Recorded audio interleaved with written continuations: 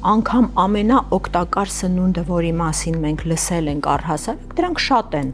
Բանջարեղենը, կանաչին, սրանք էլ պիտի ունենան չափաբաժին, որպեսզի բացի օգուտից չվնասեն։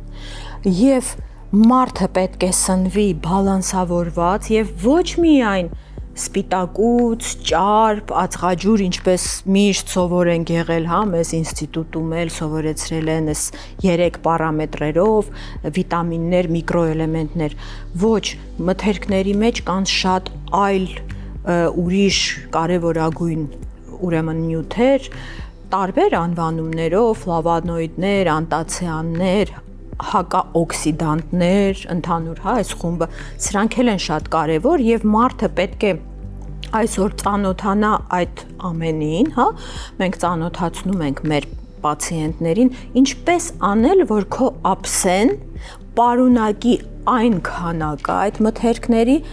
որը քեզ անհրաժեշտ է քո առողջությունը կարգավորելու, լավացնելու համար, որը քեզ անհրաժեշտ է քո ուժերը